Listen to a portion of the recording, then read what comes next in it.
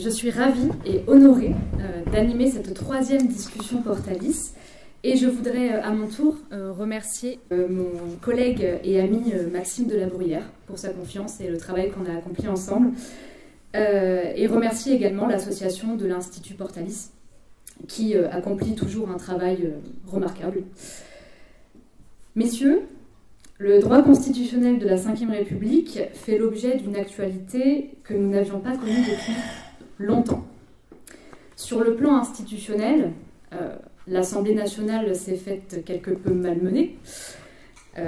Il n'y a pas de majorité absolue à l'Assemblée nationale, il n'y a plus de majorité absolue depuis 2022. Le 9 juin 2024, le président de la République, Emmanuel Macron, a dissous l'Assemblée, ce qui a de fait entraîné une instabilité gouvernementale avec la nomination de 2 premiers ministres en 3 mois. Je vais peut-être prendre le micro. Alors, sur le plan institutionnel, donc, beaucoup de bouleversements politiques avec l'Assemblée nationale.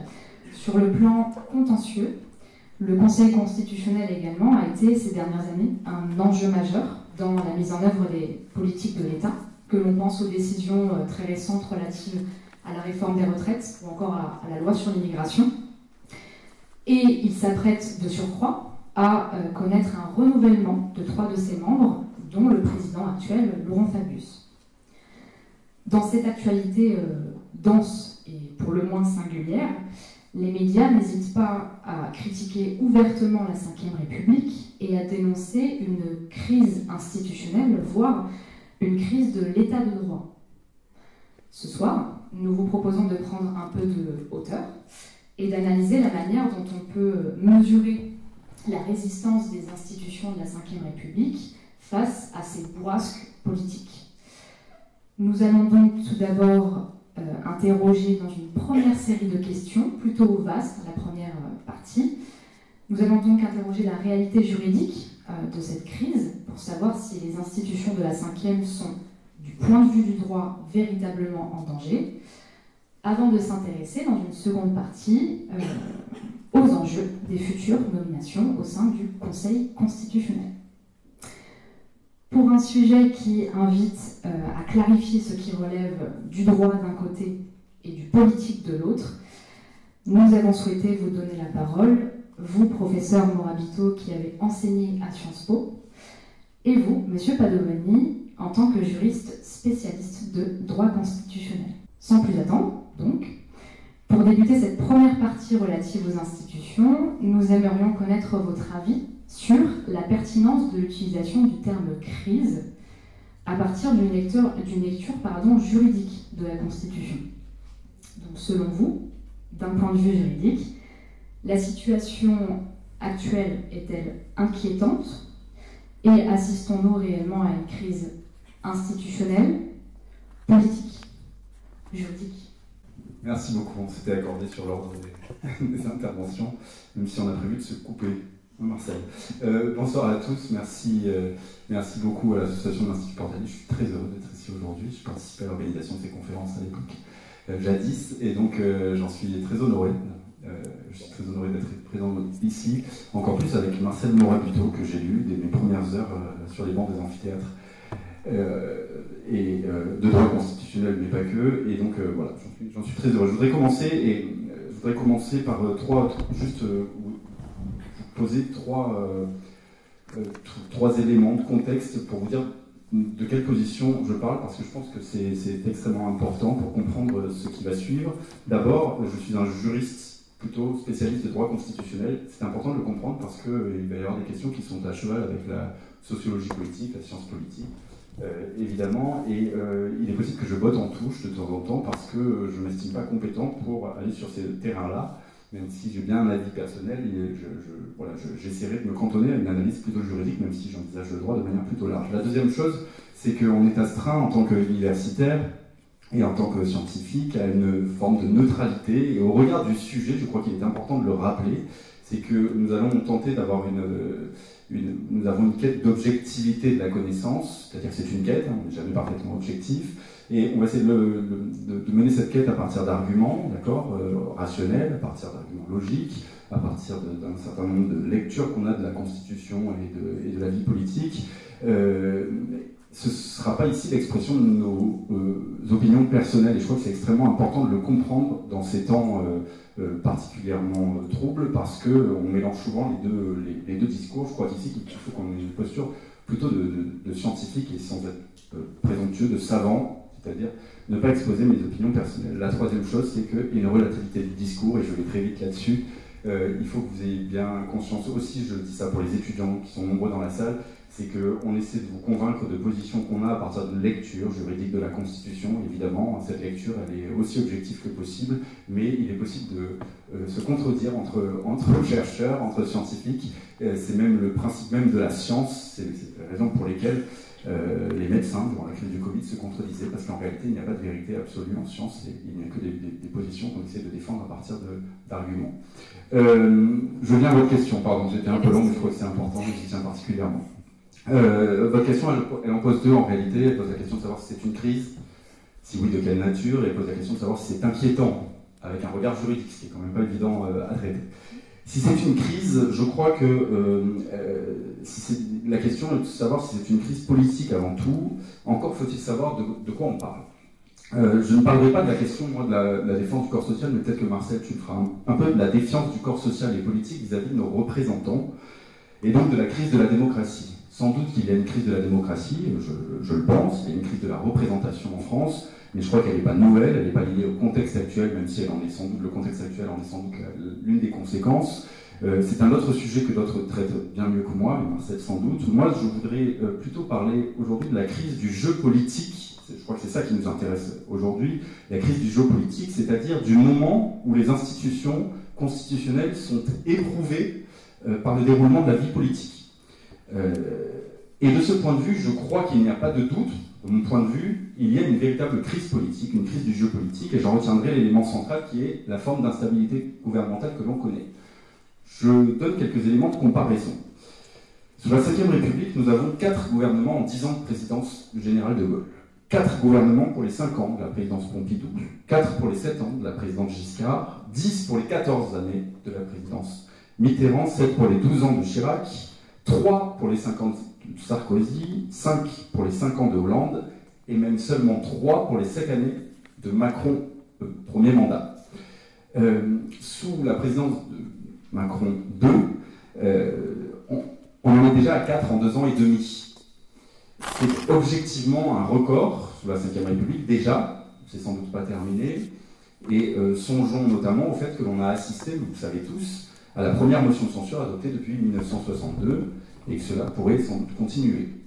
Ce n'est pas encore caractéristique, à mon avis, d'une instabilité chronique, majeure, au regard de ce qu'on a connu sous les 3e et 4e Républiques. À titre d'illustration, la fin de la présidence Coty, notre ami, a entraîné 4 gouvernements en à peu près un an et demi. Et encore, on n'était pas à la période la plus grave du rythme des successions gouvernementales. Si l'on ajoute à cela, à cette instabilité, une forme de pagaille généralisée dans la manière de s'acclimater à la nouvelle configuration politique, et je parle là de la pagaille qui a lieu au Parlement, l'absence de vote du budget, le report de la plupart des projets et propositions de loi, alors oui, clairement, je crois qu'on peut parler de crise politique. S'agissant d'une crise politique, juridique, à proprement parler, si on veut parler de crise juridique, alors on parle de crise de la Constitution de la Ve République. De ce point de vue, je ne crois pas que la Ve République soit malade, parce que c'est ça une crise, c'est un symptôme d'une maladie. Je ne crois pas qu'elle soit malade, mais on y reviendra. Il me semble qu'un régime politique connaît nécessairement des crises politiques, et que c'est même le propre du gouvernement de la cité en général. Je pense que la Constitution elle est précisément là pour fournir un cadre suffisamment souple pour permettre aux institutions de tenir et à la vie politique de ne pas sombrer dans le chaos. D'ailleurs, s'il existe des moyens institutionnels d'agir lorsque la tension politique est à son comble, c'est bien que le jeu constitutionnel intègre en lui-même la possibilité de crise politique. Et là, je parle les moyens institutionnels sont le droit de dissolution, la motion de censure, les révocations, les mécanismes de responsabilité en général. N'oublions pas en outre que la Constitution de la Ve République a été conçue pour tenir face aux crises. Et je crois qu'à cet égard, elle y parvient. De là à considérer que l'usage de ces mécanismes c'est fait de manière rationnelle, c'est un pas que je ne franchirai pas évidemment, parce que je crois que le président de la République actuelle n'a pas utilisé les outils de la Constitution de la manière la plus conforme à l'esprit de la Constitution, mais enfin ça c'est un autre sujet. C'est un sujet qui est plus politique que juridique. Il avait le droit de le faire sur le plan juridique. Donc n'oublions pas ça, et je crois que de ce point de vue-là, on a vraiment un cadre juridique qui tient, on a une constitution qui tient, on y reviendra sans doute tout à l'heure quand il s'agira de la question de savoir s'il faut changer de constitution. Donc je ne vois pas de crise juridique à l'heure actuelle, en tout cas. La question de savoir si c'est inquiétant, on y vient ensuite. Bien, merci Julien. Bon, je n'ai pas grand-chose à ajouter parce que je suis d'accord avec tout. Simplement. Non, je voudrais vous dire, pour débuter, avant d'un tout petit peu développer, c'est que j'ai beaucoup de plaisir à me retrouver ici. C'est une salle que je connais, dans laquelle j'ai participé à des jurys de thèse. Puis bien avant, j'ai été étudiant à la fac de droit. Vous voyez, ici, à Aix. Donc, je reviens toujours. J'ai même là un de mes anciens profs, hein, Jean-Claude Ricci, que je salue en passant. Et c'est vraiment un grand plaisir pour moi de revenir sur les lieux de mes premières amours, en quelque sorte. Cela étant, sur le sujet, il y a manifestement une crise politique. Alors, ce terme crise, moi, je voudrais attirer votre attention sur une chose. Nous ne sommes ni voyants, ni journalistes. D'accord? Non, autant que les choses soient claires, nous sommes des universitaires. C'est-à-dire que le discours que nous tentons, Julien et moi, de vous tenir, c'est un discours fondé sur une réflexion et sans aucune volonté d'engagement politique ou de sympathie, quelle qu'elle soit, pour un parti, quel qu'il soit. D'accord? Donc, si on part de ce principe, si vous voulez, crise politique, il est évident qu'il y a une crise politique. Alors, on en a connu dans notre histoire. Souvenez-vous, quand vous voyez les manuels, bon, en particulier une histoire constitutionnelle que je ne citerai pas, mais la crise du 16 mai 1877, voilà, la crise de 1968, des crises, il y en a eu, il y en aura probablement encore. Hein. Alors celle-ci est manifestement une crise, mais c'est une crise politique. Alors, sans aller dans le détail, restons juridiques. Sur les articles utilisés dans l'actualité qui nous préoccupe, l'article 12, droit de dissolution, pouvoir propre, il est utilisé convenablement. Ce qu'on peut éventuellement reprocher, c'est que les consultations du Premier ministre et des présidents des assemblées n'ont pas été effectuées. Ça, c'est un point faible. D'un point de vue juridique, il y a cette petite tâche qui, en réalité, ce sont des consultations. Elles n'ont pas force obligatoire, elles ne contraignaient pas le président à prendre une mesure qui peut paraître surprenante de prime abord, hein, à la suite d'élections européennes qui semblaient a priori relativement décalées du contexte national. Alors, cela étant, ça c'est le premier point. Quant à l'article 49 alinéa 3, la motion de censure sur le vote d'un texte, il a été utilisé d'une manière parfaitement logique. Alors après, on peut se dire, il est tout de même curieux d'un point de vue politique que les voix du Rassemblement national et de la France insoumise se rejoignent. Mais c'est un autre problème. Vous voyez, le problème, juridiquement, il y a une crise dont on ne peut pas dire qu'elle soit juridique, et en outre, l'utilisation malvenue du droit de dissolution ne soulève pas une crise juridique, c'est une utilisation politique problématique, pour le dire en ces termes, et de la manière la plus neutre qui soit. D'accord? Voilà pour ce point. En ce qui concerne le sujet, moi j'attire votre attention, c'est quelque chose qu'a dit Julien, mais je me permets d'enfoncer le clou. Lorsque vous faites du droit constitutionnel, il faut bien distinguer deux choses. Et c'est un enjeu, c'est un terrain de tension, le droit constitutionnel. Il y a des tensions entre le droit et la politique, ou si vous préférez, entre le texte et la pratique. C'est-à-dire, à partir de quand y a-t-il pratique inconstitutionnelle? Vous voyez, ce n'est jamais très évident. Tout cela est discutable, mais essayez toujours d'avoir cette grille en vue. Et ce que je voudrais vous citer comme référence, alors ça, si vous ne l'avez fait, lisez-le, c'est le discours de Laurent Fabius, actuel président du Conseil constitutionnel, en date du 8 janvier 2025. Je vous en cite un bref passage. Écoutez, évitons de confondre nos institutions et la pratique de ces institutions. Ce n'est pas parce que certaines pratiques institutionnelles sont contestées, voire contestables, qu'on doit mettre en cause les institutions elles-mêmes. Ça me semble parfaitement clair. Et je ne vois pas comment, dans un tel contexte, moi j'adhère complètement à ce propos, on peut parler d'une crise juridique. La Constitution de 1958, pour conclure là-dessus, n'est en rien responsable de l'utilisation du droit de dissolution le 9 juin 2024. Voilà. Merci. Bon, pour le moment, vous êtes d'accord sur le point de dire qu'il y a une crise certes politique, mais pas juridique, donc peut-être que, j'espère, les désaccords viendront plus tard. Donc, c'est une crise politique, mais lors de cette conférence, l'un des objets de cette conférence, c'est de s'interroger de l'influence du politique sur le droit. Donc, est-ce que cette crise politique a eu une influence, enfin, est-ce que les crises politiques tout au long du régime de la Ve République ont eu une influence sur la nature du régime de la Ve République? C'est-à-dire qu'initialement, le texte de 58 instaure un régime parlementaire, caractérisé essentiellement par la relation de confiance que doit avoir le gouvernement avec le Parlement. La doctrine a majoritairement identifié un phénomène de présidentialisation de la Ve. Aujourd'hui, nous semblons revenir à nos origines parlementaristes dans le régime, si vous êtes d'accord ou pas déjà sur ce point.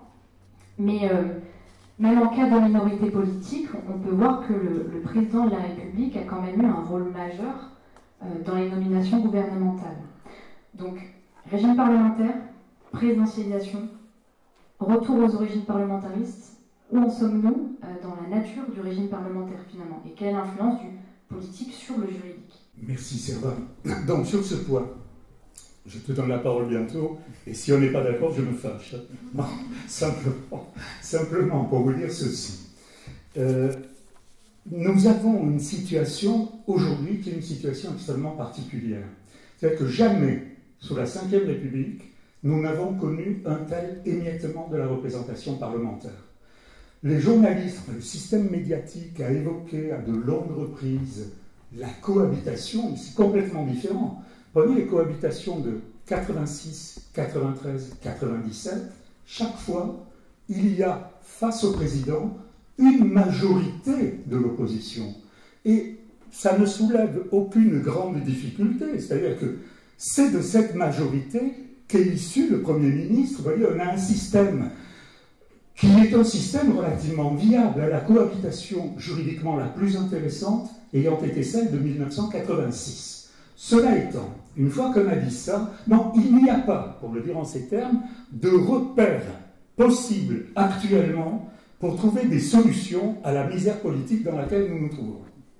D'accord? Il n'y en a pas. Il y a 11 groupes à l'Assemblée nationale, il y a 3 forces politiques, dont une coalition, le Nouveau Front Populaire, en particulier, qui est arrivé en tête, mais qui à lui seul ne réunit pas la majorité absolue. Il n'y a, en l'état actuel, aucune majorité absolue, quelle qu'elle soit, d'un parti ou d'une coalition. Alors, une fois qu'on a dit ça, quand vous prenez l'histoire de la Ve République, et je plaide coupable, parce que moi j'étais persuadé que ça ne changerait jamais, les présidentialismes majoritaires ad vitam aeternam, en réalité, cette pratique présidentialiste, qui est une pratique, je tiens à le préciser, cette pratique présidentialiste, elle a été due à De Gaulle, qui a largement occupé sa place, au sacre de 1962, et cette révision qui produit l'élection au suffrage universel direct.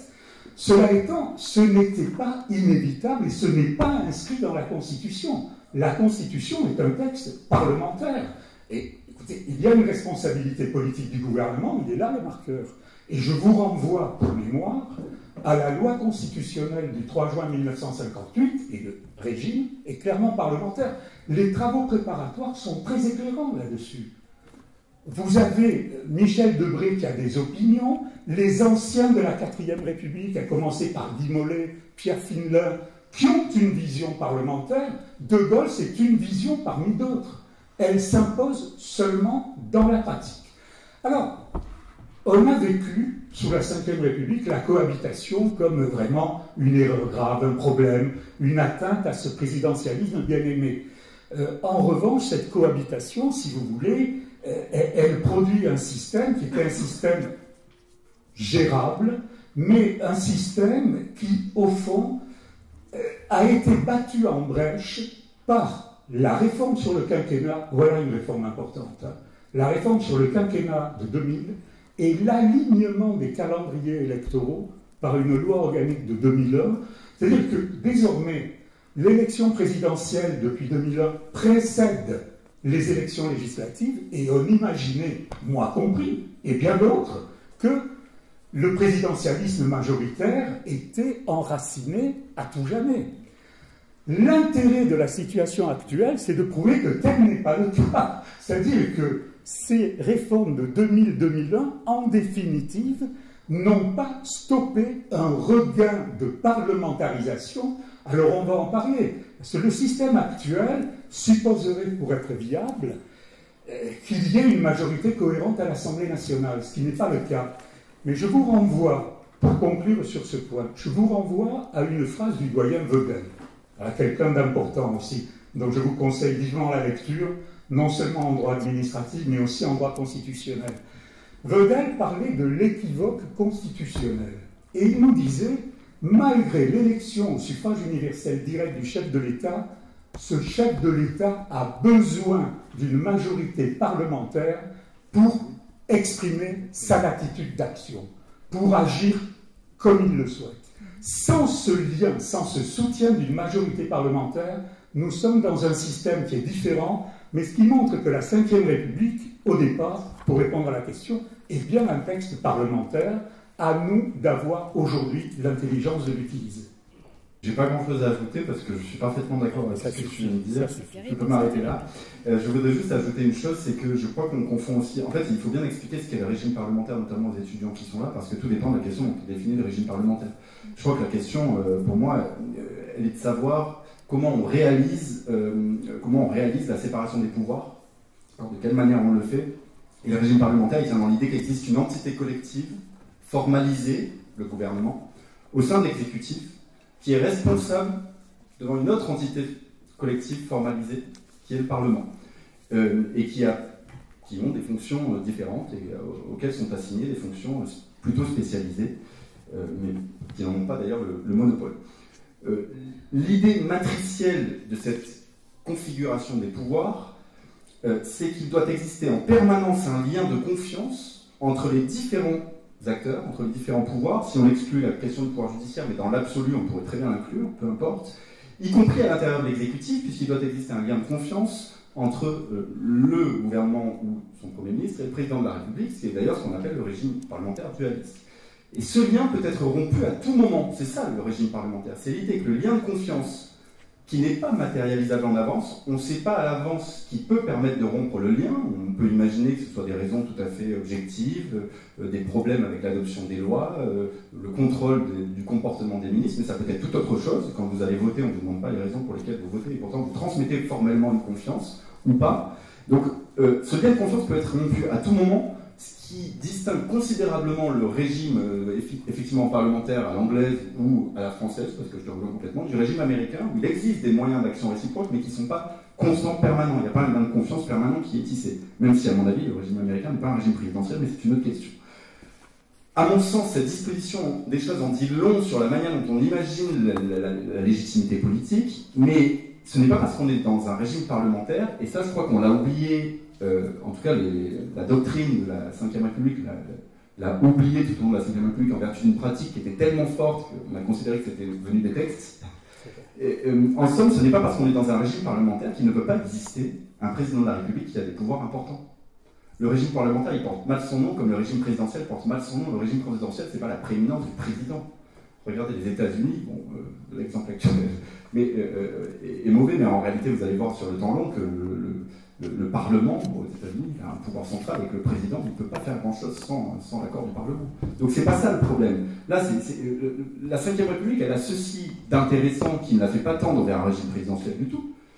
Ceci d'intéressant qu'elle a été créée dans un cadre d'affaissement, dans un contexte d'affaissement de l'autorité de l'État, et que le général de Gaulle a considéré depuis 1946, en amont, depuis son discours de Bayeux, en tout cas formalisé dans le discours de Bayeux, qu'il fallait réhabiliter, redonner une autorité à l'État, et que ça ne pouvait passer que par un rôle central d'une personnalité au sein de l'exécutif qui est une légitimité incontestable, c'est-à-dire lui, quand il s'est aperçu qu'il n'était pas immortel, alors il a changé le mode d'élection du président de la République pour qu'on attribue à cette personnalité cette légitimité incontestable que personne d'autre ne pouvait avoir que le général de Gaulle.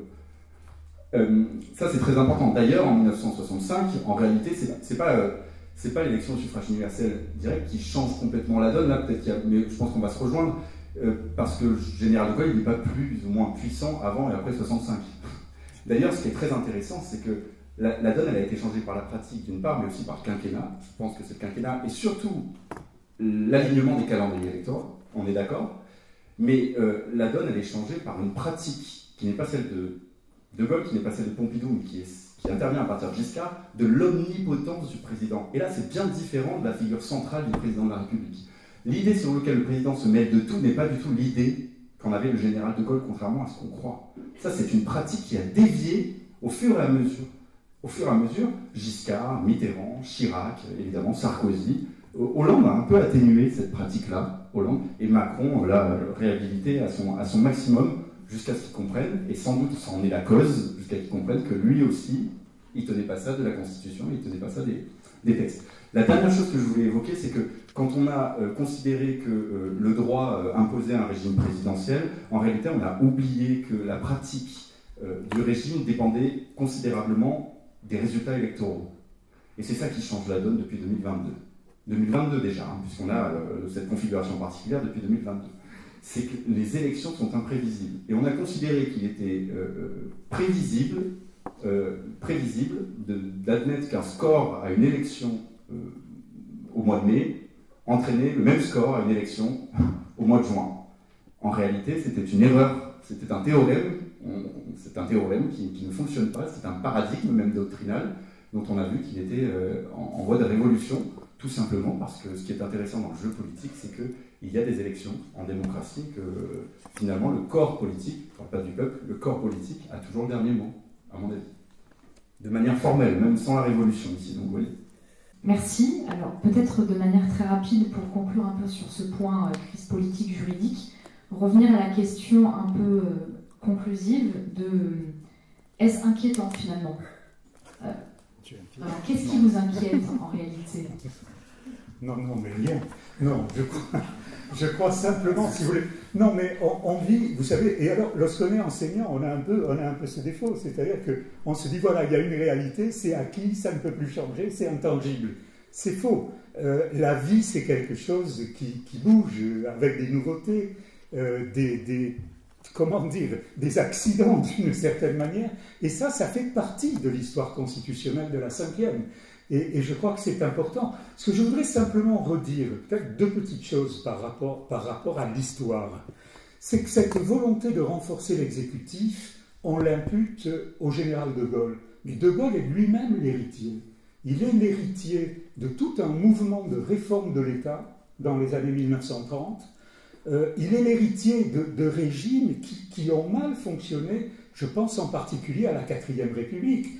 Lorsqu'aujourd'hui, vous pouvez lire parfois, enfin moi c'est qui a le don de me poser quelques problèmes, que c'est bien de retourner à la 4e République, enfin j'ai des doutes, parce que si vous voulez, vous ne pouvez pas, vous comprenez, vous ne pouvez pas prétendre faire avancer un système si vous n'avez pas un minimum de stabilité. L'instabilité ne crée pas de mouvement, elle le contrarie, elle le bloque. D'accord? Donc, il y a là quelque chose qui n'est pas inquiétant, mais ce que l'on peut souhaiter, c'est un sursaut d'intelligence politique, et un sursaut en particulier d'intelligence politique chez les parlementaires.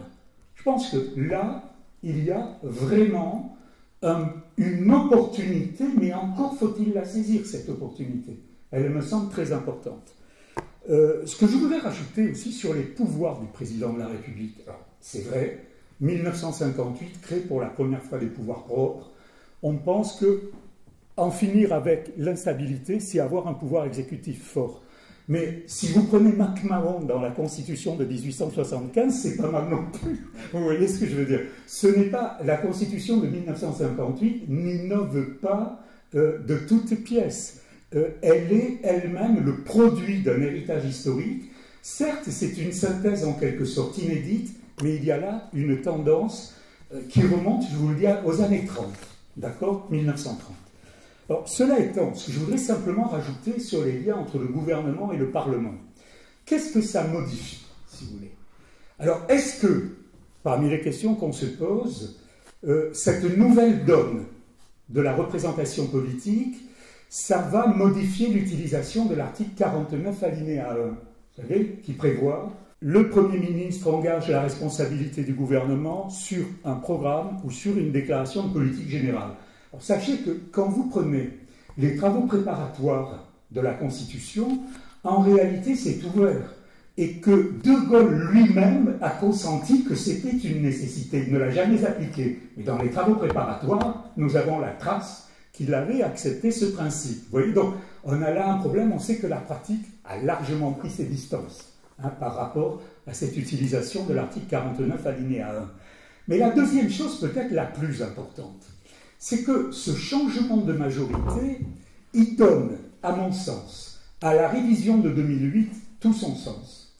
La révision de 2008, souvenez-vous, elle fait quand même bouger 38 articles de la Constitution. Cette révision de 2008, on a dit qu'elle réhabilitait le Parlement. D'accord, mais comment ce Parlement pouvait-il être réhabilité si on conserve une identité de majorité entre le président et le Parlement? À partir du moment où il y a rupture de majorité, les instruments du parlementarisme rationalisé refluent. D'accord? C'est-à-dire que concrètement, les droits qu'on a consentis au Parlement dans la révision de 2008 sur l'ordre du jour, sur la discussion des projets de loi, sur la procédure accélérée, sur la procédure d'irrecevabilité, etc. Tout cela prend un relief nouveau, et c'est-à-dire que cette crise politique, elle permet de revenir au texte de la Constitution. Et ça, c'est plutôt avantageux. Donc je ne suis pas inquiet, nous verrons bien. Moi non plus, je ne suis pas inquiet, je vais aller sur un autre terrain, mais je l'ai un peu évoqué, donc je vais aller très vite. Je ne suis pas inquiet parce que je crois que cette crise politique... Alors attention, il faut bien distinguer le citoyen là aussi du scientifique. Je pourrais être inquiet sur le plan en tant que citoyen, mais bon, ça ne vous intéresse pas, c'est pas le propos. Il faut bien envisager les choses, c'est là qu'on dit souvent que la science est un peu déconnectée. Mais non, ce sont juste des points de vue différents. Sur le plan juridique, institutionnel, il n'y a pas d'inquiétude à mon avis. Cette crise politique, elle est plutôt saine au regard de l'histoire des démocraties occidentales, et ne serait-ce que de l'histoire constitutionnelle française, parce que des crises politiques, on en a connu, et il est rare qu'une constitution ait autant résisté à des crises politiques. À l'époque, on changeait de constitution quand il y avait une grosse crise politique. Donc, depuis 1789, on en a connu. Donc, il n'y a pas d'inquiétude. Rappelons encore une fois que les mécanismes constitutionnels, la dissolution, la motion de censure, sont déclenchés pour éviter justement la crise de régime. Or, moi, j'ai appris sur les bancs des amphithéâtres de cette maison, j'ai appris que on se plaignait de la paralysie des mécanismes du régime parlementaire. Tu l'as un peu dit tout à l'heure, hein, la doctrine fait son mea culpa actuellement, pendant des décennies, considérant qu'aucun gouvernement ne pouvait être démis par le Parlement, que la dissolution tombait quasiment en désuétude, et la pratique Chirac, qui était tout à fait particulière, mais à partir du quinquennat, la dissolution tombait en désuétude. On ne pouvait pas se plaindre de cela pendant 20 à 30 ans et regretter aujourd'hui que ces mécanismes soient déclenchés. C'est un paradoxe. Au contraire, c'est plutôt sain, c'est plutôt une bonne chose sur le plan des institutions. N'oubliez pas une chose qui est à mon avis extrêmement importante de resituer, c'est que le constitutionnalisme, c'est un mouvement libéral dans l'histoire politique. C'est-à-dire que c'est un mouvement qui prend la liberté politique et ensuite la liberté des individus, mais avant tout la liberté du gouvernement de la cité pour éviter ce que Montesquieu a prôné avec la séparation des pouvoirs, c'est-à-dire le pouvoir arbitraire et en réalité l'autoritarisme, l'autocratie, etc. Un régime libéral, il doit pouvoir souffler quand il y a des tensions importantes et pour éviter justement la crise de régime. Ça me semble assez sain qu'il y ait des respirations, que la concentration du pouvoir ne soit pas telle qu'on ne puisse pas remettre en cause cet attrait, notamment qu'avait le président de la République pour les pouvoirs. Si on observe la manière dont les pouvoirs ont été pratiqués depuis 50 ans, je crois que c'est plutôt une bonne respiration, qu'elle est saine, en tout cas sur le point de vue juridique. Je comprends que les citoyens soient inquiets, ça c'est autre chose, que les fonctionnaires le soient aussi, au regard du vote du budget, mais enfin, ça c'est une autre question. Merci beaucoup. Donc, à vous entendre, alors il ne faut pas revenir à la 4e République. La 6e République, ce sera pour plus tard. Cette question un peu houleuse. Dans les questions. Dans les questions. Ah oui, non, dans les questions, ce sera pour plus tard, pas forcément, on aura une 6e République. Vous avez évoqué aussi la révision de 2008. Je voudrais vous demander, j'ai l'impression en fait à vous entendre, à entendre vos propos, qui permettent d'ailleurs de calmer un peu aussi ce climat de peur et voilà, on a l'impression que nos institutions sont fragiles en ce moment. Pensez-vous, et j'ai l'impression que vous allez me répondre non, et tous les deux non, pensez-vous qu'il faille réviser la Constitution? Oui. Donc... oui, et moi non. Oui. Très bien, alors peut-être que là il y aura un désaccord. Moi je vais aller vite parce que je pense qu'il faut quasiment rien changer, je suis beaucoup trop conservateur. Non, mais d'un point de vue juridique, encore une fois, du point de vue citoyen, c'est autre chose. D'un point de vue juridique, j'ai l'impression que la Constitution suffit, qu'elle comporte tous les outils. Moi je crois que la Constitution française c'est une Constitution caméléon. Elle s'adapte à son environnement, et pas l'inverse. Et donc elle permet de s'adapter à un certain nombre de crises, on le voit, et elle ne pose pas de difficulté de ce point de vue-là. Alors on peut penser évidemment des évolutions, parce qu'elle a largement été modifiée, on n'est plus dans la Constitution de la 5e République, en fait on est dans la Constitution de la 11e République ou de la 12e République, si on considère qu'il y a des éléments qui étaient intangibles en 1958 et qui ont évolué. La dernière en date, c'est l'instauration sans doute de la question prioritaire de constitutionnalité, mais on en parlera tout à l'heure avec l'avènement de la justice constitutionnelle, mais même le quinquennat, l'alignement des calendriers électoraux, c'est mieux. En réalité, il y a beaucoup de choses qui ont changé, et donc pourquoi pas. Moi, je pense que s'il y avait des terrains à explorer, la question des calendriers est fondamentale et la question du quinquennat est fondamentale. Je ne pense pas qu'il faille inverser le calendrier en l'état et mettre en place une élection législative avant l'élection présidentielle, ça me paraîtrait être encore plus problématique. Là, dans ce cas-là, on n'aurait plus de président de la République. En réalité, on aurait un chef de parti qui deviendrait président de la République, et on a connu ça. Je crois en revanche que le septennat avait beaucoup d'avantages. Je ne vais pas y revenir dessus, mais ça permettait d'avoir un temps long, ça permettait de voir au-delà du mandat parlementaire, et ça permettait cette déconnexion. Et finalement, la cohabitation, ça n'avait pas que du mauvais, au contraire même, je pense, même si on peut toujours s'en plaindre, en tout cas en tant que citoyen. Je voudrais aussi insister sur une chose qu'on évoque très peu, nous, la doctrine, maintenant, parce que je crois que ça a été dit à un moment donné, mais on l'a complètement accepté. Pas moi, en tout cas, c'est le déclassement qu'a connu la loi sous la 5e République, déclassement qui n'était pas prévu, contrairement à ce qu'on a dit. On a considéré qu'il fallait rationaliser le parlementarisme, mais on n'a pas voulu non plus atteindre de cette manière la loi. Je veux dire par là que le développement du contrôle de conventionnalité, le développement du contrôle de constitutionnalité, avant promulgation et après promulgation, ne sont pas des choses qui étaient prévues et envisagées par le général de Gaulle et Michel Debré.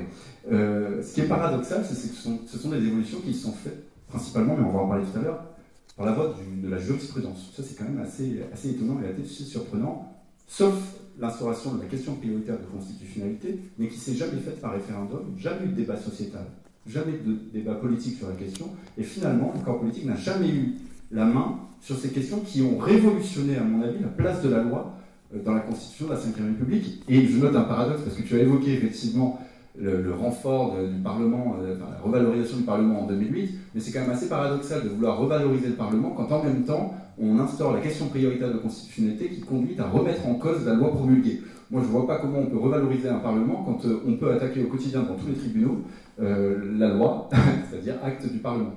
À titre personnel, j'y suis peut-être favorable, c'est pas la question, hein. J'émets juste des paradoxes.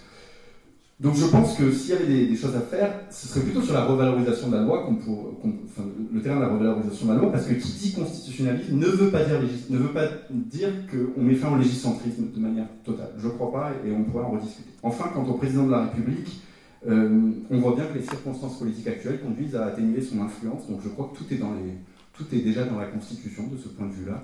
Il suffit que les processus électoraux conduisent à lui signifier qu'il n'a pas tous les pouvoirs pour qu'il ne les ait pas, et en même temps, il suffit que les élections lui confèrent une légitimité immense pour qu'il ait un pouvoir d'attraction sur les compétences qui me paraît être normal au regard de principes démocratiques Donc je ne crois pas qu'il faille faire évoluer la responsabilité du président de la République, je crois pas qu'il faille... Il est responsable, mais il en est lui-même l'acteur, par la voie du référendum qu'il peut utiliser, ou par la voie de la réélection. Et je ne crois pas non plus qu'il faille mettre en place la proportionnelle, mais je crois qu'on ne va peut-être pas rentrer dans ce débat, parce que paradoxalement, la pagaille actuelle que certains évoquent conduit à les faire conclure à l'adoption de la proportionnelle, ce qui me semble complètement paradoxal, parce que la proportionnelle éclatera encore plus la représentation parlementaire, et si on considère qu'on n'a pas de culture parlementariste, la proportionnelle ne permettra pas d'améliorer la représentation. En tout cas, plutôt la manière dont on gouverne.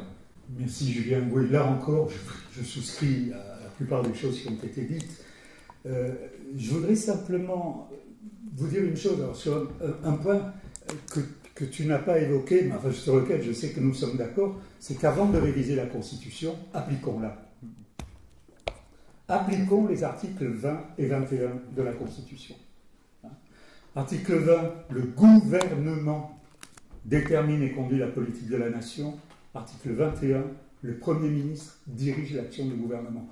Parce qu'il n'a pas toujours été une règle dans ce que nous avons vécu sous la Ve République, d'accord? Donc, commençons déjà par le commencement, c'est-à-dire la valeur de la norme, la valeur du texte, d'accord? Ça, c'est le premier point. Alors, si on saute ce cap, que faudrait-il modifier? Je pense effectivement qu'on peut modifier quelque chose. Bon, reclasser la loi, pourquoi pas? Je pense qu'il y a un point que tu n'as pas évoqué, sur lequel, à mon avis, il faut vraiment faire un effort, c'est sur la participation citoyenne.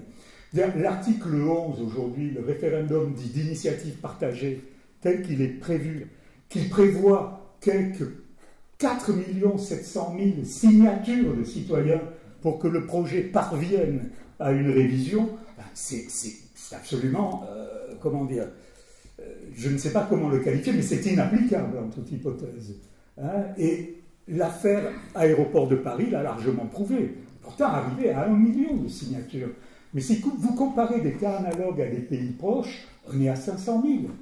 500 000, c'est jouable. 5 millions, c'est beaucoup. D'accord? Alors, cela étant, je pense qu'il y a un point faible, c'est sur la responsabilité présidentielle. Mais je dois être un nostalgique de la pratique gaulienne, si vous voulez. C'est-à-dire que moi, je suis sensible au fait que des gens qui annoncent des projets s'en considèrent responsables. Parce qu'en politique, ça me semble une règle saine. Et jusqu'à nouvel ordre, le général de Gaulle, en 1969, dans ce référendum qu'on a qualifié de référendum suicide, est quand même allé au bout du processus. Alors, quelles que soient les idées ou les sympathies que nous ayons envers le personnage, entendre dire ou lire aujourd'hui que la pratique du président Macron est une pratique gaulienne, non. Non, la pratique gaulienne, elle débouche sur une responsabilité. Alors, après, est-ce que la responsabilité telle qu'elle fonctionne aujourd'hui, uniquement à échéance électorale, est une responsabilité suffisante? Écoutez, pour vous donner un peu de grain à moudre, alors je vais encore prendre une référence historique. Je repars sur un débat qui a été un des grands débats de notre histoire constitutionnelle. Vous savez, on se trouve en juillet 1791, vous voyez, je remonte un peu loin, je vous le concède.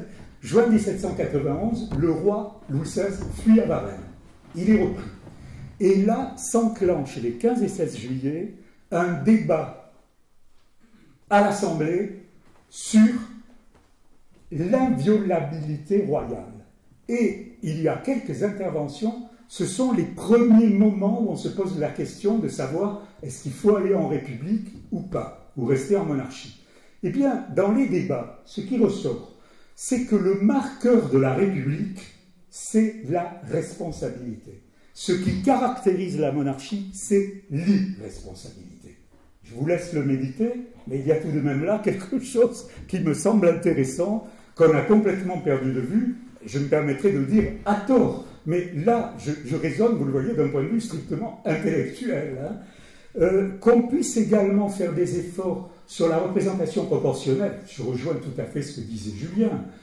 La représentation proportionnelle est le système qui a été pratiqué sous la 4e République. On ne l'a pratiqué qu'une fois sous la 5e, en 1986. D'accord? No comment. Mais je veux simplement dire par là que le scrutin proportionnel, à l'évidence, est un mode de scrutin qui a une grande vertu. Il permet de représenter le plus fidèlement possible l'opinion publique. Et on doit en tenir compte. Il représente fidèlement l'électorat. Cela étant, c'est un système qui, plutôt que structuré, se révèle exprimer un risque, c'est celui de fragmenter. Et donc de ne pas être un système très favorable à une stabilité gouvernementale. Voilà le risque, au fond, de ce type. Et sur la durée du mandat présidentiel, je pense effectivement que le quinquennat a été une erreur grossière. Et quand vous relisez les ouvrages de l'époque, alors bon, il y avait plusieurs partisans, je ne citerai aucun nom, mais plusieurs partisans de ce système, du quinquennat. C'est ce que j'ai lu de plus intelligent sur la question à cette époque, c'est René Raymond, pour lequel j'ai toujours gardé une grande admiration, si vous voulez. En plus, sachez qu'il avait une maison à Manosque, vous voyez, donc c'est vous dire quand même que c'est quelqu'un du cru. Toujours est-il que René Raymond a publié un petit recueil d'articles qui s'intitulait « La politique ». Il date déjà. La politique n'est plus ce qu'elle était, et il y a notamment un article sur le quinquennat et ses risques. Le quinquennat a fragilisé non seulement l'institution présidentielle, il a comment dire, nuit au système, parce qu'au fond, un bon système politique n'est pas un système dans lequel une personne ou un groupe de personnes domine l'ensemble, c'est un système dans lequel il y a des contre-pouvoirs. Et là, les exemples à l'échelle internationale seraient nombreux. D'accord? Alors, cela étant, quelle méthode utiliser si on veut réviser? Alors là, ce sera une autre question. Faut-il dissoudre à nouveau? Je vous laisse choisir. Faut-il consulter le peuple sur les questions importantes, mais sous quelle forme? Je vous laisse choisir également, mais le point, j'y reviens, le plus important, celui à mon sens qui nous fait le plus mal aujourd'hui, c'est la participation citoyenne. C'est là-dessus qu'il faut absolument faire un effort. Il y a un petit désaccord. Non. Je suis pas très, sur le plan juridique, je suis pas très participation citoyenne. Je crois que dans un régime représentatif, on concilie mal, à mon avis, la participation citoyenne avec la représentation. Nous sommes dans un vrai régime représentatif et je crois que la grosse difficulté qu'on a, c'est la difficulté qu'il y a pour nos représentants de prendre le pouls des idées, le pouls de la population et de comprendre ce qui sort et de la matérialiser, de la transformer de manière, je vais dire un gros mot, mais de manière noble, de manière audible, de manière technique, de manière conciliable avec le jeu politique et avec la faisabilité des choses.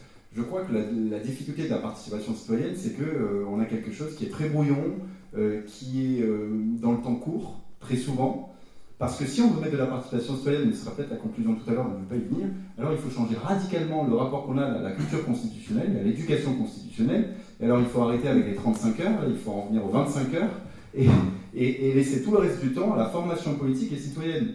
Parce que la vraie participation citoyenne, elle est là. Si c'est pour représenter au niveau local des nouvelles hiérarchies, des nouvelles oligarchies, parce que les personnes qui ont le temps de le faire, qui pourront participer, en plus, ça n'est pas démocratique à mon sens. Donc je suis un peu en désaccord avec toi là-dessus, parce que c'est pas qu'à titre personnel je suis attaché à la représentation, mais en termes de faisabilité et de cohérence, il me semble qu'il n'y a rien de mieux que la représentation. Maintenant, la question est de savoir comment bien représenter. Ça, c'est une vraie question. Alors peut-être juste pour conclure cette grande partie sur les institutions, avant de passer au Conseil constitutionnel, il nous reste 20 minutes à peu près. Et il y a des questions aussi. Justement, vous parlez de culture constitutionnelle avec ce retour aux origines parlementaristes. Très rapidement, avons-nous gardé une culture parlementaire avec ce phénomène de présidentialisation? Vous avez parlé de régime parlementaire dualiste tout à l'heure. Ne sommes-nous pas passés aussi dans un régime parlementaire moniste? Peut-être expliquer aussi rapidement la différence entre les deux. Et par rapport à ça, le président de la République a-t-il toujours la main ou s'est-il mis dans un processus de retrait, de mise en retrait? Peut-être une question un peu polémique, je ne sais pas. Alors moi sur la culture, je vais laisser répondre Marcel parce que je n'ai pas les outils en tant que juriste, en tant que spécialiste du droit constitutionnel positif, pour traiter cette question. J'ai mon avis sur la question. Une culture, ça se perd, mais ça se retrouve. Bon, c'est une question d'éducation et de formation, mais peu importe, ça je laisserai répondre Marcel. Sur la question du régime moniste, dualiste, je crois qu'en fait, la situation actuelle ne change pas de la situation en cohabitation. Et il me semble qu'en cohabitation, c'est le président de la République fait en fonction de ce que veut son Premier ministre, en fonction des équilibres au sein de l'Assemblée. C'est exactement ce qui se passe actuellement. La difficulté, c'est qu'on n'arrive pas à dégager une majorité claire à l'Assemblée. C'est la différence avec la cohabitation. Mais rien ne change du point de vue du régime de responsabilité. C'est-à-dire qu'aujourd'hui, on est toujours dans un régime, à mon avis, de cohabitation en termes de responsabilité, c'est-à-dire moniste. On n'a qu'une seule responsabilité, c'est celle. Qu'est-ce que c'est la responsabilité? Le régime parlementaire moniste, c'est le gouvernement qui est responsable devant le Parlement. Le régime parlementaire dualiste, on ajoute à ça la responsabilité du gouvernement devant, et du Premier ministre devant le chef de l'État. Président de la République, roi, sultan, peu importe, mais en tout cas devant le chef de l'État.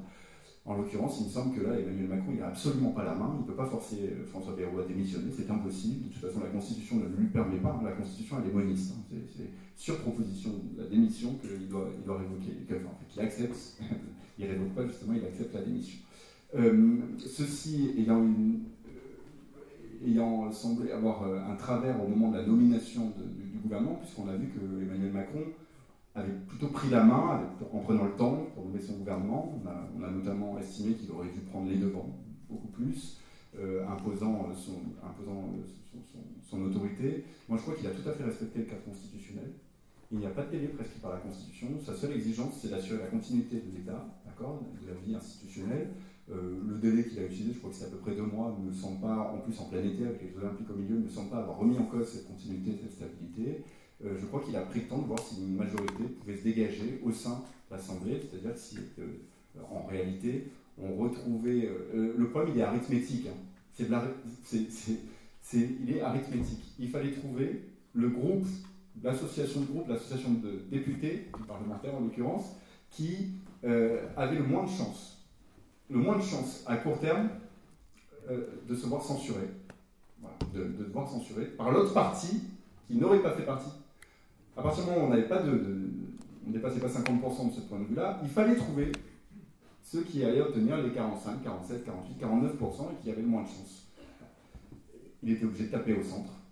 C'est arithmétique, je ne crois pas qu'on a accusé Emmanuel Macron de nommer des personnes proches de ses... Non, pas du tout, c'est arithmétique, il n'avait pas le choix.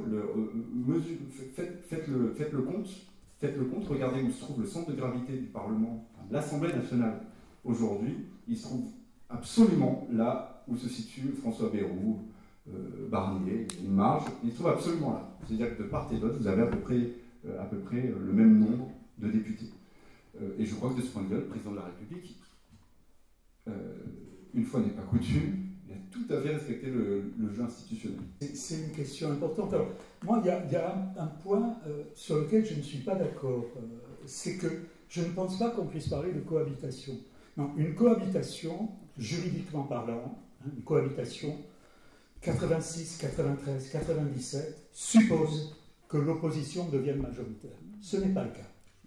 Il n'y a aucune majorité. C'est-à-dire qu'on peut parler, si vous voulez, de discordance entre majorités, d'accord, mais on n'est pas du tout dans une hypothèse de cohabitation, car si nous étions dans une hypothèse de cohabitation, pensez en particulier à celle qui juridiquement a été la plus intéressante, Mitterrand-Chirac. Le Premier ministre avait des pouvoirs et il les exerçait. Et les articles 20 et 21 rentraient vraiment en application. Aujourd'hui, la situation est extrêmement incertaine, si vous voulez. Alors, après, le président, mais sur quoi s'appuyer? Bon, je veux dire, il y a un vrai problème. Il n'y a pas de majorité cohérente. Ça, quand je dis ça, je n'attaque personne, je respecte l'ensemble des formations, mais il reste qu'il n'y a pas de majorité cohérente. Donc, il y a une véritable difficulté. Et cette difficulté, elle a un effet sur lequel moi j'aimerais insister, c'est que les rapports aujourd'hui importants, ils ne se situent pas, à mon avis, entre le président et le Parlement. Le président, il est coupé du Parlement dans le contexte actuel. Il se situe entre le président et le peuple. Et le peuple, d'où ce discours de vœux le 31 décembre 2024 ou un appel au peuple, mais parce qu'il y a là quelque chose qui est devenu inéluctable. Je ne vois pas comment le président de la République peut surmonter les difficultés dans lesquelles il se trouve d'un point de vue juridique s'il ne procède pas à un appel au peuple. Alors après, sous quelle forme? Référendum, c'est à voir. Article 11, article 89. Vous voyez, là, il y a aussi un sujet qui est intéressant. Participation citoyenne, si c'est pour avoir aussi peu de résultats que lors de ses premiers mois et lors de son premier quinquennat, ça ne me semble pas très positif, très encourageant. Mais vous voyez, il y a là un véritable problème. Et ça a changé. Les élections législatives de 2024 modifient cette relation institutionnelle. La relation du président au peuple, à mes yeux, devient beaucoup plus déterminante que la relation du président au Parlement. Merci. Alors, avant de conclure, on va passer à la seconde partie sur le Conseil constitutionnel très rapidement. Donc le 10 février prochain, les noms des 3 nouveaux membres du Conseil constitutionnel vont être annoncés. Donc on ne peut s'empêcher de s'interroger sur les enjeux de ce futur renouvellement, d'une part, mais aussi, surtout, d'autre part, sur ce qu'est un bon juge constitutionnel. Je vais aller très vite et la position que je vais tenir n'est pas liée au fait que je n'ai pas été contacté. J'attends tous les matins, très humble, hein, mais voilà. Je suis étonné. À mon avis, l'enjeu est majeur. L'enjeu, il est majeur, mais la question ne peut pas être dissociée de celle de savoir ce que l'on veut en termes de contre-pouvoir et en termes de justice constitutionnelle. Parce que cette question n'a jamais été posée telle qu'elle sous la Ve République. Elle s'est faite par la force des choses, par la force de la jurisprudence, puis la force de la révision constitutionnelle de 2008. Mais en réalité, la question de savoir si on veut un vrai système de justice constitutionnelle change tout dans l'appréhension des nominations qui vont avoir lieu et des nominations en général. Si on veut un vrai système de justice constitutionnelle, c'est-à-dire une justice indépendante, alors il faut des professionnels, il faut des juges. Il faut des juges. Si on veut un système d'arbitrage permettant de préserver la compétence de l'exécutif au regard des empiètements possibles du Parlement, alors on n'a pas besoin de vrais juges, on n'est pas dans un système de justice constitutionnelle. C'est toute la difficulté parce que la Ve République, vous le savez, a été instaurée sur le deuxième modèle que je viens d'évoquer, la question de préservation des compétences, du point de vue enfin, en tout cas, le Conseil constitutionnel a été instauré là-dessus, et d'ailleurs, c'est un élément du rationalisme, de la rationalisation du parlementarisme. Donc on est dans la continuité de ce qu'on disait tout à l'heure, puisque le Conseil constitutionnel est vraiment le pendant du président de la République pour éviter que le Parlement empiète dans le domaine du gouvernement, en l'occurrence, voire du président de la République. On a aujourd'hui une sorte de petite révolution, une grande révolution, puisqu'on a un système, un Conseil constitutionnel qui s'auto-proclame justice constitutionnelle. Moi, il est assez paradoxal d'entendre les 2 précédents présidents du Conseil constitutionnel, que ce soit Debré ou Fabius, user du mot justice constitutionnelle, alors qu'eux-mêmes sont les représentants d'un système qui n'est pas un système judiciaire juridictionnel. Loin de là. Ils en sont très éloignés. Quelles sont les compétences, et j'attaque pas personnellement, quelles sont les compétences de Laurent Fabius pour être juge constitutionnel? Qu'il ait des idées politiques, je ne parle pas d'une pensée, qu'il ait des idées politiques, on n'en doute pas, qu'il ait été ministre, on n'en doute pas, qu'il ait une connaissance du système, on n'en doute pas, mais quelle est sa compétence pour interpréter les énoncés constitutionnels et trancher des litiges constitutionnels? La vraie question, elle est là. D'ailleurs, eux-mêmes ne veulent pas qu'on transforme véritablement le Conseil constitutionnel en cour constitutionnelle parce qu'il n'aurait plus voix au chapitre.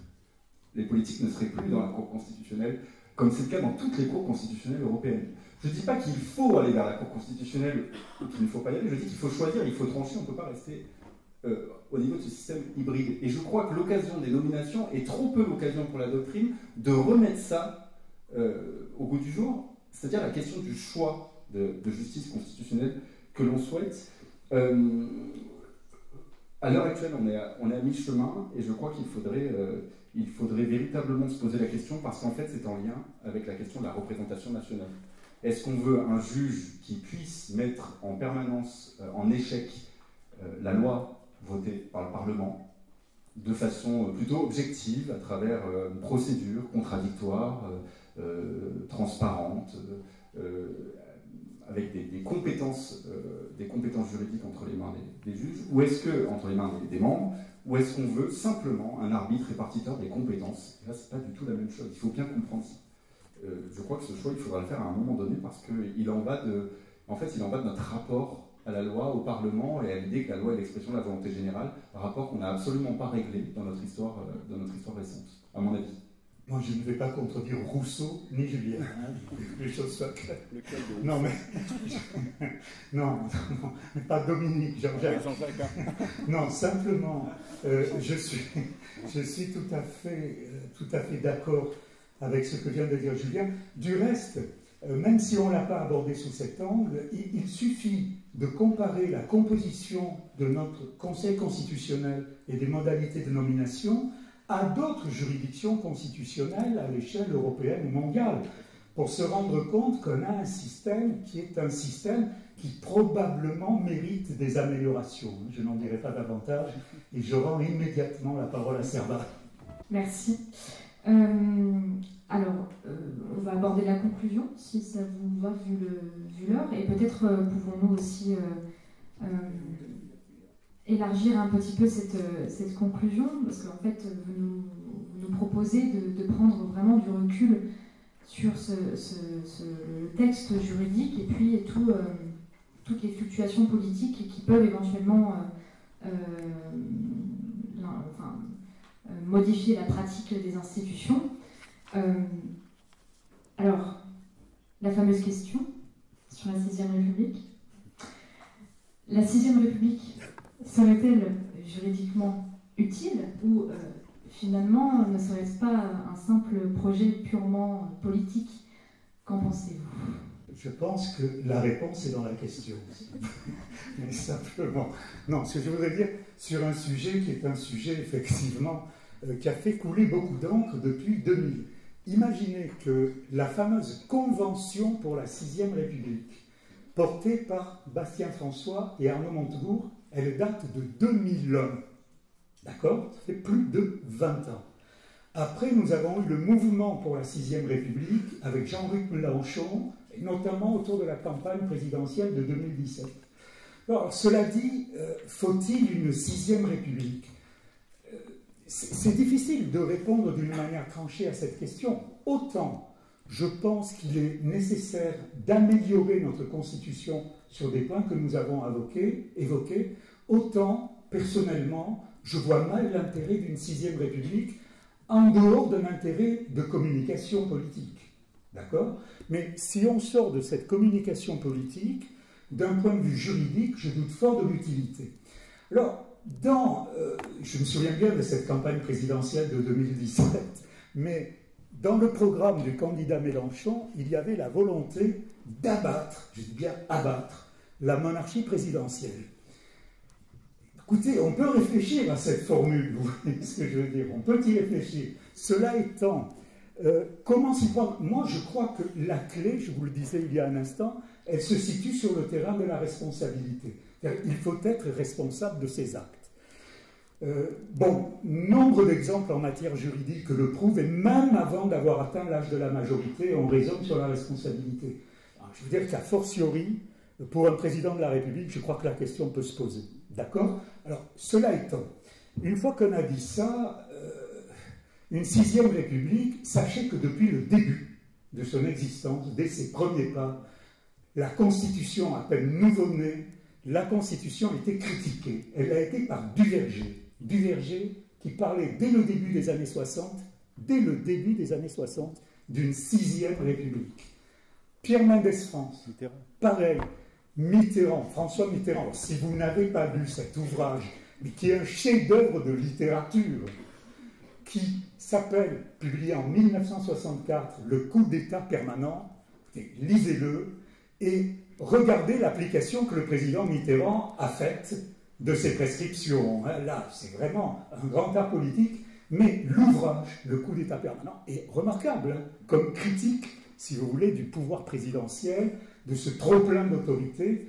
qu'en définitive lui-même a exercé à partir de la fameuse alternance de 1981. Alors, cela étant, une 6e République aujourd'hui, pourquoi faire? Je pense que le texte, il a ses vertus, clairement. Le texte, il a permis la stabilité gouvernementale, et ça, on ne peut pas complètement le gommer. C'est-à-dire que revenir à la 4e République ne me semble pas un progrès, ne me semble pas souhaitable. Après, je laisse aux politiques leurs responsabilités. Mais il y a là, vous le voyez, une stabilité que seule la 5e République a permise. D'accord? D'autre part, au-delà de cette stabilité, le texte, on l'oublie trop souvent, ce texte, on parle de la Constitution de 1958, mais c'est presque devenu un abus de langage. Cette Constitution, elle a connu, au moment où on parle, 25 révisions. 25. Elle a été modifiée sur nombre de points, environnement sociétal, sur des points institutionnels, sur l'Europe, la dernière en date étant celle sur l'IVG. Vous voyez, nous avons un texte qui est un texte qui s'est considérablement enrichi. Donc c'est un texte, qui a permis la stabilité, c'est le texte qui a la plus grande longévité de notre histoire constitutionnelle, d'accord? Et c'est un texte, en outre, qui est adaptable. Alors, cela étant, pour vous dire une chose et pour vous montrer la difficulté de l'exercice, et je conclus rapidement là-dessus, depuis 2012, alors je vais quand même vous les citer. Depuis 2012, nous avons eu plusieurs projets de révision. Alors, nous avons eu le premier projet, Commission Jospin, novembre 2012. Il s'intitulait, alors écoutez bien les titres, c'est tout à fait intéressant, très évoquant. Pour un renouveau démocratique. Deuxième groupe, alors c'est probablement le projet le plus intéressant. J'ai eu la chance de faire une conférence avec lui, le président de l'Assemblée nationale à Sciences Po, Paris. C'est le groupe de travail Bartolone-Binoc, qui s'intitule, donc on est en 2015, Refaire la démocratie. Très intéressant. Je vous engage à aller le retrouver. 17 propositions qui me semblent assez intéressantes dans l'air du temps. Ensuite, 2 tentatives du premier quinquennat d'Emmanuel Macron. 2018, pour une démocratie plus représentative, responsable et efficace. 2019, pour un renouveau de la vie démocratique. Écoutez, cherchez l'erreur, mais il me semble que tous ces projets, quel que soit leur contenu, manifestent un malaise sur lequel il faut manifestement agir. C'est le malaise démocratique. J'ajoute, il y a un projet de loi sur les conventions citoyennes qui vient d'être déposé au Parlement, un projet de loi constitutionnelle pour instaurer les conventions citoyennes, qui vient d'être déposé le 15 janvier. Ça devrait t'intéresser. Ah, oui. Ouais. Qui est extrêmement riche et qui est... Bon, voilà. J'ajoute aussi des travaux, et ça lui plaira et ça fera sa publicité, des travaux il y a un groupe de recherche d'universitaires qui s'est penché sur la révision constitutionnelle, qui était le groupe du GRECI, dont nous avons fait partie, qui est dirigé par Jean-Philippe Derosier, et qui a proposé tout un tas d'éléments, de réflexions sur les révisions de la Constitution. C'était extrêmement... Les travaux sont intéressants. Je conclurai juste une chose en vous disant que, en réalité, la question qu'on se pose, je ne vais pas répondre à la question de la 6e République, je vais plutôt me poser la question de savoir comment on considère qu'une constitution tombe en désuétude, ou plutôt est ineffective, est inapplicable, est rendue obsolète, n'est pas en adéquation avec son peuple. Je crois qu'il n'y a pas de bonne ou de mauvaise constitution. Je crois qu'il y a des constitutions adaptées ou pas à leur peuple. Et de ce point de vue, il faut bien comprendre le rapport du peuple à sa constitution. Et je crois qu'il faut trouver un compromis entre l'idée qu'une constitution est adaptée à son peuple et que le peuple s'adapte à sa constitution. Mais je crois que le mal est ailleurs. Je crois que si on en est à se poser la question de l'incompréhension de la Constitution, ou plutôt de la crise de la représentation, c'est parce que la Constitution est incomprise, en grande partie. Et il me semble qu'un peuple qui n'apprend pas à connaître sa Constitution ne peut pas la comprendre, la respecter, voire l'aimer. Je dis ça sous forme de boutade, mais c'est sérieux d'aimer sa Constitution. Demander à un Américain son rapport à la Constitution et à d'autres peuples leur rapport à la Constitution, il y a parfois un lien quasiment charnel avec la Constitution parce qu'elle elle est un pacte fondamental qui nous gouverne.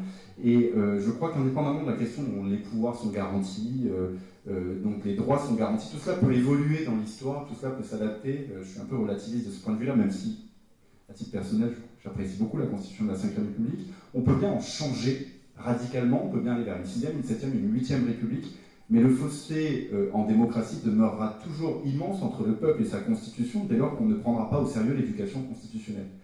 Et c'est là-dessus que je voudrais moi conclure en disant que c'est à mon avis la première chose à faire, et urgemment, si on ne veut pas que la crise politique se transforme en crise de régime perpétuelle, que d'éduquer à la Constitution dès le plus jeune âge. Et je ne vous dis pas là qu'il faut faire une instruction façon 3e République pour bourrer le crâne,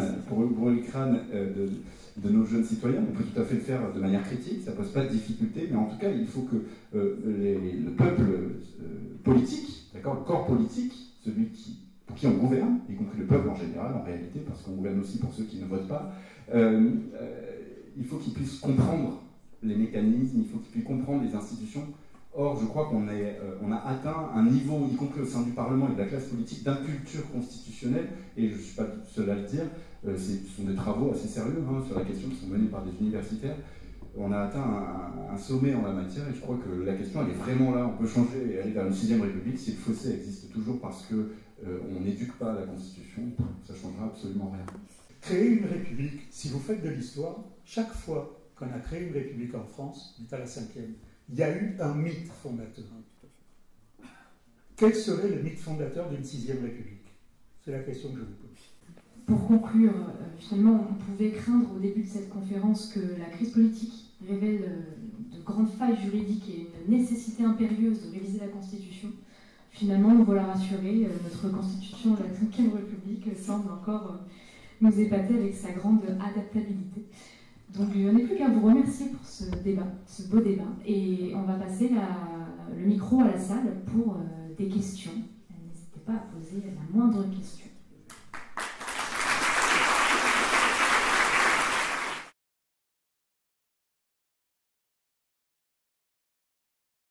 C'est différent. J'ai parlé du général de Gaulle. Il ne s'agit pas, vous voyez, de s'engager sur un programme. Il s'agit de s'engager sur un comportement, sur une relation au texte, sur une interprétation du texte. Et cette interprétation du général, ça a été de dire, moi, j'estime que je suis responsable. Il a toujours mis sa responsabilité en jeu. Écoutez, exemple, le référendum de 1962, vous savez, celui qui a produit donc l'élection au suffrage universel direct du chef de l'État, il avait déclaré que si c'était une majorité qui n'était pas très confortable, il s'en irait. Il a eu 62,5%, il a trouvé ça décevant. Et vous voyez, ça vous donne une idée du décalage qu'il peut exister. Alors, moi, je ne suis pas persuadé, comme Jean-Claude Ritchie, que les problèmes soient différents aujourd'hui qu'ils ne l'étaient avant. Je pense qu'il y a deux manières de considérer les problèmes. Je sors un peu de la question. Il y a deux manières, et là je viens sur l'enseignement, si vous voulez. Il y a deux manières. Il y a des transitions. Il y a la transition écologique, transition environnementale, transition numérique. Ok. Tout ça, c'est très important. Mais je pense que nous serions complètement à côté de la plaque si nous abandonnions les fondamentaux. Et dans ces fondamentaux, il y a l'histoire politique. C'est-à-dire que si on oublie ça, et je reviens à ce que disait Julien, on est perdu. On est perdu parce que, en réalité, il faut que nous considérions que nous sommes les produits d'une histoire. Nous sommes nés à des années différentes, vous et moi, mais somme toute, dans l'histoire, il n'y a pas si longtemps, vous voyez, dans une évolution. Quand vous considérez que la Révolution française, c'est à peine plus de 200 ans, mais ce n'est rien, vous voyez, historiquement. Moi, j'ai fait une thèse sur l'Antiquité, il y a plus de 2000 ans, rien en droit romain, sur l'esclavage. Bon, je veux dire par là qu'on peut raisonner sur l'histoire, mais considérez bien une chose, nous sommes les produits d'une histoire. C'est-à-dire qu'il serait aussi absurde que prétentieux de prétendre aujourd'hui que nous voulons nous en émanciper et que ce qu'on disait il y a 20 ans est complètement débile. Mais c'est une folie. Je veux dire, il y a du fondamental et il y a du conjoncturel. Et ça, il faut les unir, mais on ne peut pas prétendre... C'est un peu comme si nous disions, ah ben écoutez, à partir de l'année prochaine, on se heurte à des difficultés sur le plan constitutionnel et politique, supprimons les cours de droit constitutionnel, ça ira beaucoup mieux. Non mais, vous voyez, je veux dire par là qu'il faut conserver cela. Alors ensuite, ce que je pense sur le plan politique, pour venir un peu plus précisément sur cette question, au-delà des engagements, si vous voulez, c'est qu'il y a une perte dans le contenu politique des engagements, une perte. Il n'y a pas si longtemps, on trouvait encore, il y a une vingtaine d'années, je dirais, on trouvait encore dans les interventions politiques de vraies références historiques, une vraie culture historique. Aujourd'hui, c'est devenu rarissime. Et ça, c'est un problème. Ça, c'est un problème. C'est-à-dire, il y a un appauvrissement du discours et une perte d'intelligence. C'est-à-dire que, par-delà ces éléments qui sont les éléments les plus préoccupants, faut-il tenir ses engagements ou pas? Oui, il faut les tenir. Mais je pense que, je reviens sur ce que disait Jean-Claude Ricci à l'instant, je crois qu'il est fondamental en politique d'avoir non seulement une connaissance, mais aussi une intelligence, et d'avoir une capacité d'écoute et de dialogue. Si on perd ça, il n'y a plus de politique possible. Si je veux réagir à ce que tu as dit sur le fait qu'on donnait notre confiance plus à une personnalité et qu'à un programme, et peut-être qu'il est là aussi, elle est là la difficulté en réalité, elle est dans la modification radicale de la manière dont on fait campagne aujourd'hui et dont on confie le mandat. On impérativise énormément le mandat alors que c'est totalement contre notre culture. Donc il y a un décalage énorme qui se crée parce qu'on attend beaucoup de la liste des promesses qui sont faites au moment des campagnes, parce qu'évidemment il faut faire des promesses aujourd'hui, mais parce que c'est une question de culture constitutionnelle et d'éducation. Alors qu'en réalité, on devrait faire confiance en des personnalités, on devrait faire confiance en des projets de société. Mais où est-ce que vous trouvez des projets de société dans les programmes politiques et généraux? Et après, les modalités pratiques, en réalité, les mesures, elles viennent après. De toute façon, elles évoluent au gré de l'évolution des circonstances. On ne peut pas tenir des promesses en faisant des promesses à un temps zéro et en ayant une évolution des choses qui fait qu'on peut effectivement, on est conduit à faire évoluer notre analyse 3 ans, 4 ans, 5 ans après. Regardez la période sarkozyste où on a eu une crise économique majeure quelques années après et finalement il ne s'en est pas remis politiquement puisqu'il a été sanctionné dans les urnes dans la foulée. Je crois qu'il faut changer radicalement. Il y a eu un changement radical.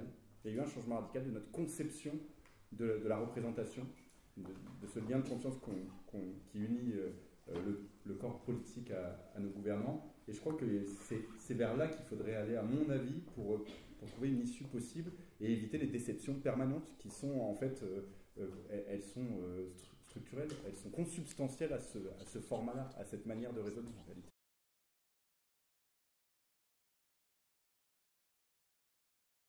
Il était très faible au mois de décembre, je pense que ça n'a pas beaucoup évolué. D'ailleurs, l'activité du Conseil constitutionnel s'en ressent.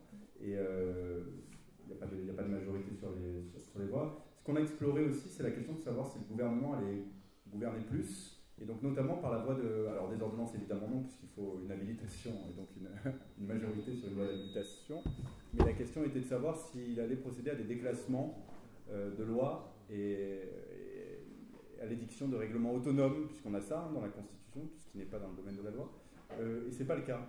Un collègue chercheur à l'Université Paris 1 qui a mené une étude là-dessus. C'est pas le cas, on n'a pas de résurgence du règlement autonome. C'est assez étonnant parce qu'il y a tout un tas de dispositions qui relèvent du domaine réglementaire et qui sont inclus dans des lois, et on a la possibilité quand on est au gouvernement de le faire, sans doute parce que à la fois il n'y a pas de gouvernement stable et donc il faut du temps, il faut l'anticiper, mais il y a des administrations quand même qui sont stables et qui assurent la continuité. Donc en principe c'est l'administration qui s'attache à rechercher les règlements, enfin le domaine réglementaire dans les lois.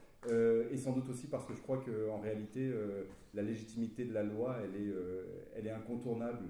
Il faut passer par le Parlement, il faut passer par la volonté nationale, encore plus lorsque celle-ci est en crise. Et je crois que ça, c'est un des éléments de notre tradition constitutionnelle, en réalité. Donc, je n'ai pas de chiffres à vous fournir, mais je crois que ça a chuté considérablement.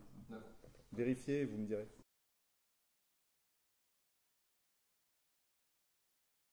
Je vais répondre seulement sur la partie qui concerne notre conférence, parce que je pense qu'il faudrait, ça peut faire 24 heures de cours.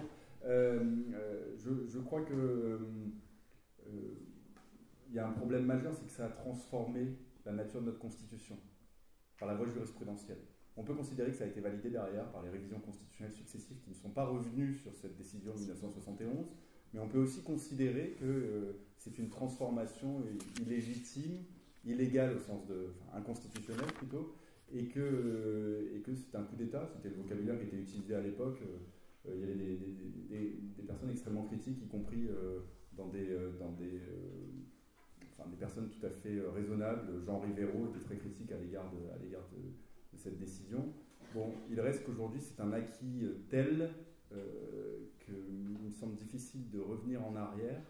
Je pense en revanche, mais c'est ce que je disais tout à l'heure, qu'il y a un débat général à avoir sur la question de savoir ce qu'on veut, parce que la question que vous posez, c'est celle du juge constitutionnel, du Conseil constitutionnel, de la personne qui garantit en réalité l'effectivité des droits et libertés. Et donc la question du rapport, il faut qu'on ait un débat de société, à mon avis, sur le rapport entre le Parlement et le juge, débat qu'on n'a absolument jamais eu dans notre pays, et qui est un débat qui anime toutes les sociétés politiques dans le monde, en réalité. Alors, merci beaucoup pour ce beau débat et pour votre présence et vos interventions. Et merci beaucoup au public d'être venu et d'être resté aussi jusqu'à la fin. Et voilà, je déclare la 3e discussion contre Alice terminée. Déclarer la 6e République. Voilà. Donc,